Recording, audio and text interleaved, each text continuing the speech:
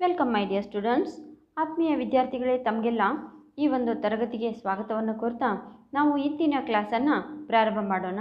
ನಿಮಗೆಲ್ಲ ಗೊತ್ತಿರುವ ಹಾಗೆ ಗ್ರಾಮರ್ ತುಂಬ ಇಂಪಾರ್ಟೆಂಟ್. ಇಂಗ್ಲೀಷ್ ಗ್ರಾಮರ್ ಚೆನ್ನಾಗಿ ಗೊತ್ತಿದ್ರೆ ಚೆನ್ನಾಗಿ ಮಾತನಾಡ್ಬೋದು ಅಲ್ವಾ? ಹಾಗಾಗಿ ಇವತ್ತಿನಿಂದ ನಾವು ಇಂಗ್ಲೀಷ್ ಗ್ರಾಮರ್ ಬೇಸಿಕ್ನಿಂದ ಪ್ರಾರಂಭಿಸ್ತಾ ಇದ್ದೀನಿ. ಹಾಗಿದ್ರೆ ಇವತ್ತಿನ ಇದನ್ನು ನಾವು ಏನನ್ನು ನೋಡೋಣ ಅಂದರೆ, ಇಂದು ಗ್ರಾಮರ್ ಅಂದ್ರೇನು, ಲೆಟರ್ ಅಂದ್ರೇನು, ಅಲ್ಫಾಬೆಟ್ ಅಂದ್ರೇನು, ಅದರ ಜೊತೆಗೆ ವರ್ಡ್ ಅಂದ್ರೇನು ಅನ್ನೋದ್ರ ಕುರಿತಾಗಿ ನಾವು ಕೆಲವೊಂದು ವರ್ಡ್ಗಳ ಎಕ್ಸಾಂಪಲನ್ನು ತೆಗೆದುಕೊಂಡು ನಾವು ನೋಡೋಣಂತ. ಈಗ ಹಾಗಿದ್ರೆ ಒಂದು ಕೋಟ್ ನೆನಪಾಗ್ತದೆ ಇಲ್ಲಿ.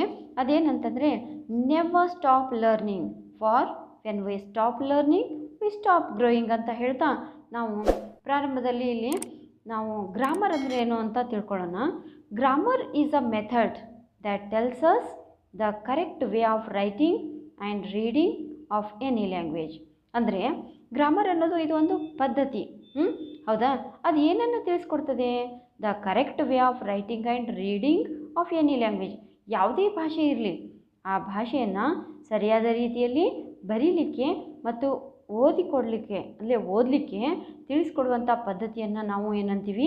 ಗ್ರಾಮರ್ ಅಂತ ಕರಿತೀವಿ. ಓಕೆ, ಗ್ರಾಮರ್ ಅಂದರೆ ಏನು ನೀವು ಈಗ ತಿಳ್ಕೊಂಡ್ರಿ. ಹಾಗಿದ್ರೆ ಇಲ್ಲಿ ಲೆಟರ್ ಅಂದರೆ ಏನು?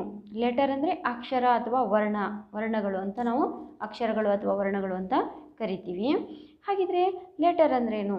A letter is a symbol representing a speech sound or a return message.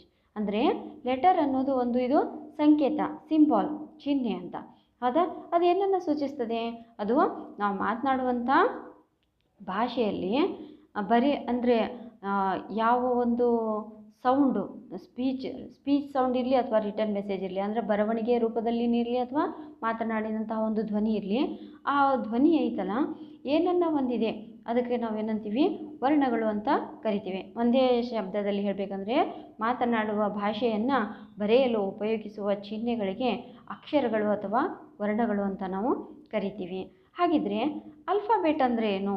Alphabet ಅಂದರೆ A group of letters is known as alphabet. ಅಂದರೆ ವರ್ಣಗಳ ಕ್ರಮಬದ್ಧವಾದ ಗುಂಪಿಗೆ ನಾವು ಅಕ್ಷರಮಾಲೆ ಅಥವಾ ವರ್ಣಮಾಲೆ ಅಂತ ಕರಿತೀವಿ.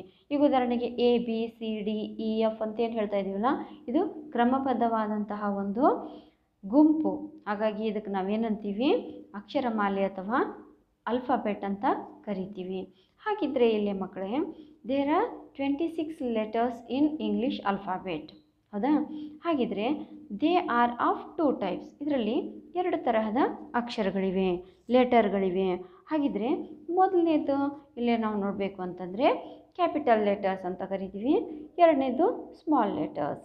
ಹಾಗಿದ್ರೆ ಇವುಗಳನ್ನು ನಾವು ಕ್ಯಾಪಿಟಲ್ ಲೆಟರ್ ಅಂದರೆ ನಿಮಗೆಲ್ಲ ಗೊತ್ತಿದ್ದಾವೆ. ಯಾವ್ಯಾವುದು? ABCDEFGHIJKLMNOPQRSTUVWXYZ. ಹೌದಾ? ಇವು ಕ್ಯಾಪಿಟಲ್ ಲೆಟರು. ಅಂದರೆ ಸ್ಮಾಲ್ ಲೆಟರ್ ಕೂಡ ಇದೇ ಉಚ್ಚಾರದಲ್ಲಿನೇ ಅದರ ಲಿಪಿ ಏನಾಗುತ್ತೆ, ಸ್ಪೆಲ್ಲಿಂಗ್ ಅಂದರೆ ಬರೆಯುವಂಥ ಒಂದು ಶಬ್ದಗಳು ಏನಾಗಿದ್ದಾವೆ, ಸ್ಮಾಲ್ ಲೆಟರ್ ಮತ್ತು ಕ್ಯಾಪಿಟಲ್ ಲೆಟರ್ ಅಂತ ನಾವು ಡಿವೈಡ್ ಮಾಡ್ತಿದ್ದೀವಿ. ಅವುಗಳನ್ನು ನೀವು ಇಲ್ಲಿ ನೋಡ್ಬೋದು. ಇದು ಕ್ಯಾಪಿಟಲ್ ಲೆಟ್ರ್ ಮತ್ತು ಸ್ಮಾಲ್ ಲೆಟರ್ ಅಂತ. ಹಾಗಿದ್ರೆ ಲೆಟರ್ಗಳನ್ನು ನಾವೇ ಮತ್ತೆ 2 ಪಾರ್ಟ್ಸ್ ಆಗಿ ಡಿವೈಡ್ ಮಾಡ್ತೀವಿ. Letters can be divided into 2 parts again. ಹಾಗಿದ್ರೆ ಅವು ಏನು?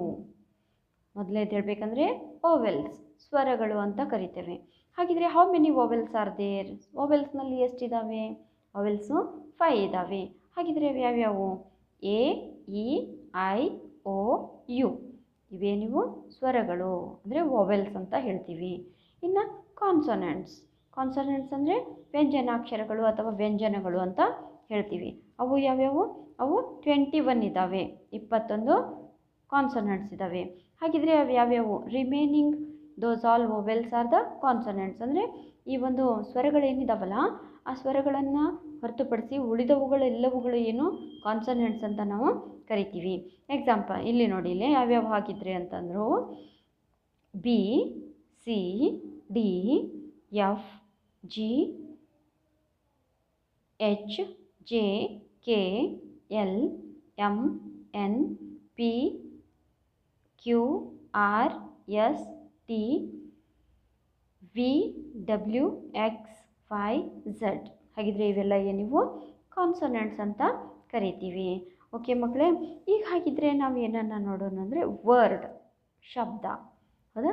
ಶಬ್ದ ಅಂದರೆ ಏನು ಅನ್ನೋದನ್ನು ಇಲ್ಲಿ ನಾವು ಸ್ವಲ್ಪ ನೋಡೋಣ.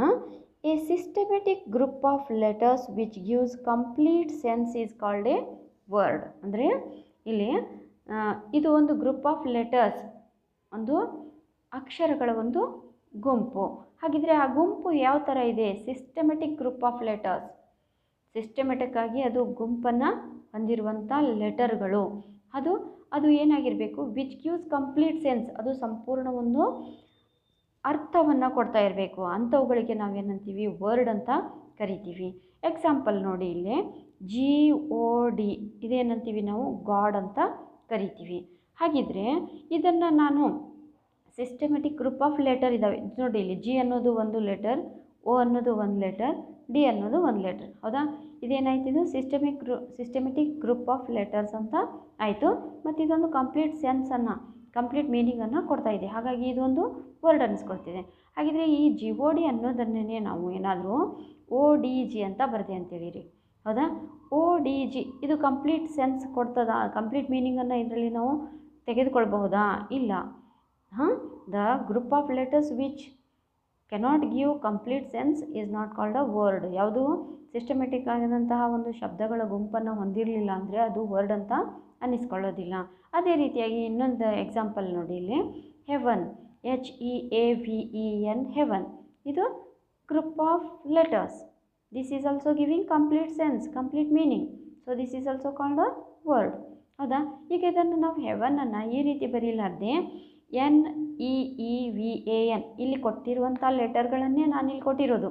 ಹೆವನ್ನಲ್ಲಿ ಯಾವ ಲೆಟರ್ ಇದ್ದಾವೆ ಅದೇ ಲೆಟರ್ ನಾನಿಲ್ಲೇ ಹೇಳ್ತಾ ಇರೋದು, NEEVAN. ಹಾಗಿದ್ರೆ this word, this is not at all called a word. ಇದನ್ನು ನಾವು ಶಬ್ದ ಅಂತಲೇ ಕರೆಯೋದಿಲ್ಲ. Does not give complete meaning also. It means this word cannot give complete meaning also. So this word cannot be called as a word. ಇದನ್ನು ನಾವು word ಅಂತ ಕರೀಲಿಕ್ಕೆ ಆಗೋದಿಲ್ಲ, ಶಬ್ದ ಅಂತ ಕರೀಲಿಕ್ಕೆ ಆಗೋದಿಲ್ಲ. ಹಾಗಿದ್ರೆ ಇವತ್ತಿನ ತರಗತಿಯಲ್ಲಿ ನೀವೇನು ನೋಡಿದ್ರಿ? ಇವೆಲ್ಲ ನಾನು ಹೇಳಿದಂಥದ್ದು ಅಂದರೆ ಗ್ರಾಮರ್ ಅಂದ್ರೇನು, ಲೆಟರ್ ಅಂದ್ರೇನು, ಆಲ್ಫಾಬೆಟ್ ಅಂದ್ರೇನು, ಅದರ ಜೊತೆಗೆ ಲೆಟರ್ನಲ್ಲಿ ಎಷ್ಟು ಪ್ರಕಾರಗಳಿದ್ದಾವೆ, ಮತ್ತು ವರ್ಡ್ ಅಂದ್ರೇನು ಅನ್ನೋದನ್ನು ನೀವು ಚೆನ್ನಾಗಿ ತಿಳ್ಕೊಂಡಿದ್ದೀರಿ. ಮುಂದಿನ ತರಗತಿಯಲ್ಲಿ ನಾವೇನು ಮಾಡೋಣ? ಸೆಂಟೆನ್ಸ್ ಅಂದ್ರೇನು ಅನ್ನೋದನ್ನು ನಾವು ಚೆನ್ನಾಗಿ ತಿಳಿದುಕೊಳ್ಳೋಣ. ನಿಮಗೆ 10th ಐತಲ್ಲ, ಇಂಗ್ಲೀಷ್ ಕಂಪ್ಲೀಟಾಗಿ ಅರ್ಥ ಮಾಡಬೇಕು ಅಂತಂದರೆ ನೀವು ಚೆನ್ನಾಗಿ ಇದನ್ನು ಕಲ್ತ್ಕೊಳ್ಳಿ, ತಿಳ್ಕೊಳ್ಳಿ. ಅದರ ಜೊತೆಗೆ ಇವತ್ತು ನಾನು ನಿಮಗೆ ರಿವಿಷನ್ ಆಗಲಿ, ಮನೆಯಲ್ಲಿ ನೋಟ್ಬುಕ್ಕನ್ನು ತೆಗೆದುಕೊಂಡು ಬರೀಲಿಕ್ಕೆ ಪ್ರಾರಂಭ ಮಾಡಲಿ ಅಂತ ನಾನು ಒಂದು ಹೋಮ್ವರ್ಕನ್ನು ಕೊಡ್ತೀನಿ. ಕೇವಲ 2 ಪ್ರಶ್ನೆಗಳಿದ್ದಾವೆ ಇಲ್ಲಿ. Right 10 words which makes complete sense, ಅಂದರೆ ಪೂರ್ಣ ಅರ್ಥವನ್ನು ಕೊಡ್ತಿರುವಂಥ 10 ಶಬ್ದಗಳನ್ನು ನೀವು ಬರೀರಿ. ನಿಮ್ಗೆ ಇಷ್ಟವಾದಂಥ ಶಬ್ದಗಳನ್ನು ಬರೀರಿ. ಅದೇ ರೀತಿ 2ನೇ ಪ್ರಶ್ನೆ ನೋಡಿ, ಇಲ್ಲಿ right capital and small letters 2 times. ಅಂದರೆ ಕ್ಯಾಪಿಟಲ್ ಲೆಟರ್ ಮತ್ತು ಸ್ಮಾಲ್ ಲೆಟರ್ಗಳನ್ನು 2 ಸಲ ಬರೀರಿ. ಅದರ ಜೊತೆಗೆ ನಾವು ನೆಕ್ಸ್ಟ್ ಏನು ಈಗ ಸೆಂಟೆನ್ಸ್ಗಳ ಬಗ್ಗೆ, ಸೆಂಟೆನ್ಸ್ ಅಂದರೆ ಏನು ಮತ್ತು ಸೆಂಟೆನ್ಸ್ನಲ್ಲಿ ಎಷ್ಟು ಪ್ರಕಾರಗಳಿದ್ದಾವೆ ಅದ್ರ ಬಗ್ಗೆ ನಾವು ತುಂಬ ಚೆನ್ನಾಗಿ ಡೀಟೇಲಾಗಿ ತಿಳ್ಕೊಳ್ಳೋಣ. ಇವಾಗ ನಾನು ನಿಮಗೆ ಏನು ಹೇಳ್ತಾ ಇದ್ದೀನಿ ಅಂತಂದರೆ, ನೀವು 1 by 1 ನೀಟಾಗಿ ಕರೆಕ್ಟಾಗಿ ಕಲ್ತ್ಕೊಳ್ಬೇಕು ಮತ್ತು ಇದನ್ನು ತಿಳ್ಕೊಳ್ಬೇಕು ಅಂತಂದರೆ ದಯಮಾಡಿ ಇದನ್ನೆಲ್ಲ ವೀಕ್ಷಣೆಯನ್ನು ಮಾಡಿರಿ, ಚೆನ್ನಾಗಿ ನೋಡಿರಿ. ಇದ್ರ ಜೊತೆಗೆ ನನ್ನ ವಿಡಿಯೋಗಳು ತಮಗೆ ನೇರವಾಗಿ ಅತಿ ಬೇಗನೆ ತಲುಪಬೇಕು ಅಂತಂದರೆ ಸಬ್ಸ್ಕ್ರೈಬ್ ಬಟನ್ ಅಂತ ಇರುತ್ತೆ, ಆ ಸಬ್ಸ್ಕ್ರೈಬನ್ನು ಮಾಡಿ. ಹಾಗೆ ಮಾಡೋದ್ರಿಂದ ತಮಗೆ ಅತಿ ಬೇಗ ನನ್ನ ವಿಡಿಯೋಗಳು ರೀಚ್ ಆಗ್ತವೆ ಮತ್ತು ಕಲ್ತ್ಕೊಳ್ಳೋಕ್ಕೆ ಅನುಕೂಲ ಆಗ್ತದೆ. ಹಾಗಾಗಿ ತಾವು ಸಬ್ಸ್ಕ್ರೈಬ್ ಮಾಡಿ. ಓಕೆ, ಚೆನ್ನಾಗಿ ಅಭ್ಯಾಸ ಮಾಡಿ. Thank you.